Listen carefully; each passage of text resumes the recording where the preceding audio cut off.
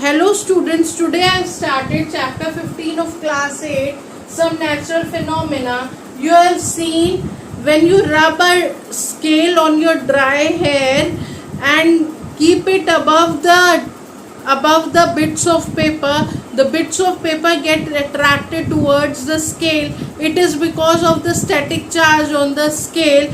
When you rub on your hair, it gets charged with the static charge.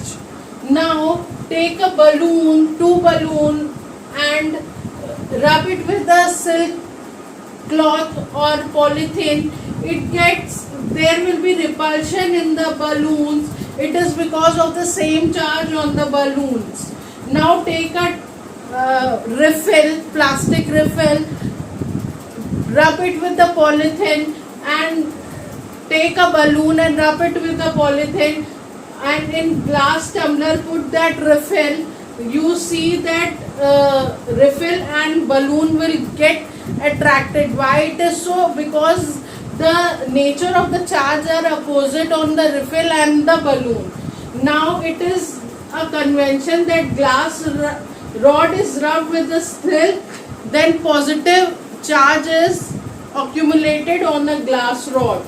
Now electroscope, take a jar, in jar put a cardboard above it. In cardboard a hole is there so that a rod can be inserted in between it, and put two aluminum foil and keep a charge refill on the top of the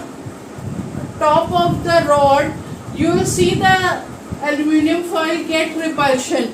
Why? Because the charge on the refill will flow towards the aluminum foil, and it will get repulsion of the same charge.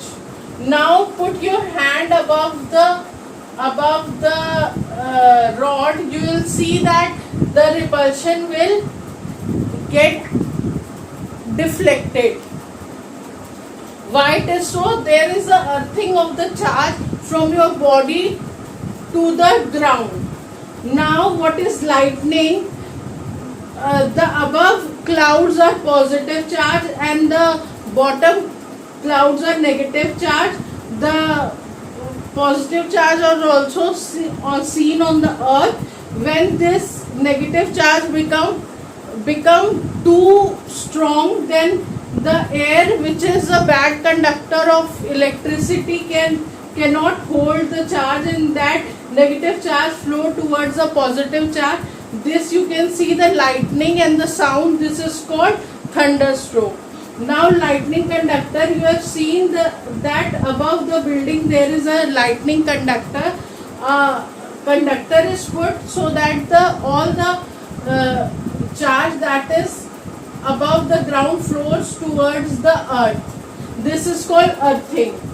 Now comes earthquake. Earthquake, the upper crust of the earth is not a continuous but a fragmented plates. When this plate collide or brush up, then brush up means collide means this, and brush up means one is moving ahead and other is going the opposite direction.